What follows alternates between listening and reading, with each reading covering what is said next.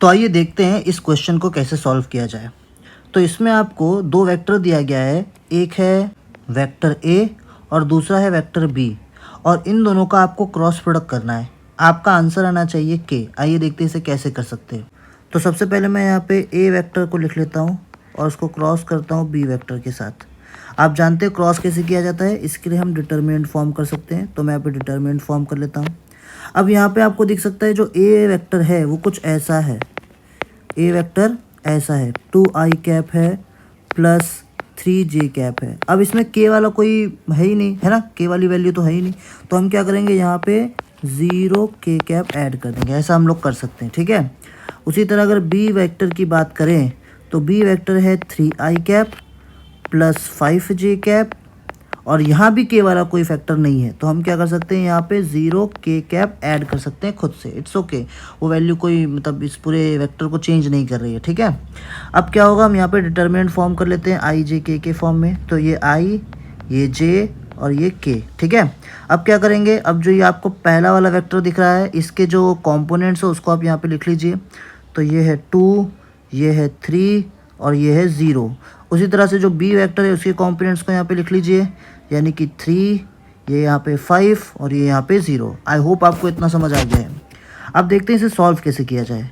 तो सबसे पहला चीज़ हम क्या करने वाले हैं, हम यहाँ पे आई के लिए सॉल्व करेंगे, ठीक है। आई वेक्टर को फॉर्म मतलब आई वेक्टर के साथ क्या होगा, कौन सा कॉम्पोनेंट होगा, रिजल्टेंट कॉम्पोनेंट, वो फाइंड करना चाहते हैं। तो इसके लिए आप क्या कीजिए, ये आई का ये जो रो है और ये आई का जो कॉलम है इसको आप हाइड कर लीजिए। तो आपके पास कुछ इतनी वैल्यूज़ बचती हैं, राइट। इसको आप यहाँ पे लिख लीजिए। तो क्या होगा, ध्यान से देखिए। तो इसमें क्या होगा, ये जो 3 है ये 0 के साथ मल्टीप्लाई होगा। तो यहाँ पे 3 को मैं 0 के साथ मल्टीप्लाई कर लेता हूँ। फिर ये जो 5 है ये जाके 0 के साथ मल्टीप्लाई होगा। तो यहाँ पे माइनस लिखता हूँ और 5 को 0 से मल्टीप्लाई करता हूँ, ठीक है। ये माइनस क्यों आया, ये डिटरमिनेंट का रूल है, आपने क्लास 10th में ज़रूर पढ़ा होगा, है ना। क्वाड्रेटिक इक्वेशन में कैसे डिटरमिनेंट सॉल्व करते हैं, ये वही तरीका है। अब हम क्या करते हैं, अब यहाँ पे हम जे के लिए सॉल्व करने वाले हैं। वैसे ये आई के लिए था, ठीक है। अब जे के लिए सॉल्व करेंगे, बट ध्यान रखना जे को सॉल्व करने से पहले हम उसके आगे माइनस लिख देते हैं। हम क्या लिख देते हैं उसके आगे, माइनस, ठीक है। सिर्फ माइनस लिख रहा हूँ मैं, और अभी यहाँ पे मैं इसको सॉल्व करता हूँ। तो देखो इसको कैसे सॉल्व करते हैं। तो आई का आप सबसे पहले, सॉरी जे का आप पहले कॉलम और उसका रो, इसको आप हाइड कर लीजिए। तो आपके पास क्या बचता है, आपके पास बचता है ये 2, ये 3, ये 0 और ये 0। अब बस इतने नंबर्स पे ध्यान दीजिएगा।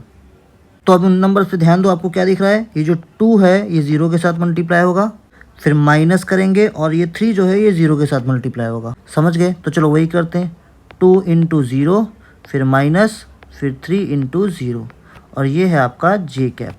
अब जैसे आपने जे के लिए किया वैसे हम के की बात करते हैं, ठीक है। तो के के केस में क्या करेंगे, आप के कॉलम को और के रो को कैंसिल कर देंगे। तो आपके पास नंबर कौन से बचेंगे, इतने नंबर बचेंगे। अब बस इतने नंबर पे आपको ध्यान देना है, यानी कि आपको 2 को मल्टीप्लाई करना है 5 के साथ में, फिर माइनस लिख के 3 को मल्टीप्लाई करना है 3 के साथ में। तो देखिए उसे कैसे करेंगे। तो मैं यहाँ पे लिखता हूँ प्लस, और यहाँ पे 2 को मल्टीप्लाई करता हूँ 5 के साथ में, माइनस 3 को मल्टीप्लाई करता हूँ 3 के साथ में, और ये हमारा के कैप। आई होप आपको ये वाला स्टेप समझ आ गया, बिकॉज ये बहुत इंपॉर्टेंट स्टेप था। बच्चे इसी स्टेप में गलती करते हैं। आपको क्लियर है क्या, पक्का। क्या किया मैंने, आई को हाइड किया, आई के रो और कॉलम को हाइड किया, जो बचा उसको मल्टीप्लाई कर दिया डिटरमिनेंट के फॉर्म में। उसी तरह जे के टाइम पे मैंने पहले माइनस यूज़ किया, याद रखना ये माइनस बहुत इंपॉर्टेंट है। उसके बाद में फिर मैंने उसका भी रो कॉलम हाइड किया, उसके बाद सॉल्व किया डिटरमिनेंट के फॉर्म में, इसी तरह के साथ किया। अब इसको सॉल्व कर लेते हैं। तो यहाँ पे क्या होगा अब यहाँ पे क्या होगा, देखो 3 को 0 से मल्टीप्लाई करेंगे तो ये 0 हो जाएगा, माइनस 5 0 सा 0 हो जाएगा, और यहाँ पे आई कैप होगा। फिर माइनस यहाँ पे 2 0 सा 0 होगा, माइनस 3 0 सा ये भी 0 हो जाएगा, और यहाँ पे के कैप। फिर प्लस क्या होगा, देखो 2 5 सा 10, माइनस 3 3 सा 9, और यहाँ पे के कैप।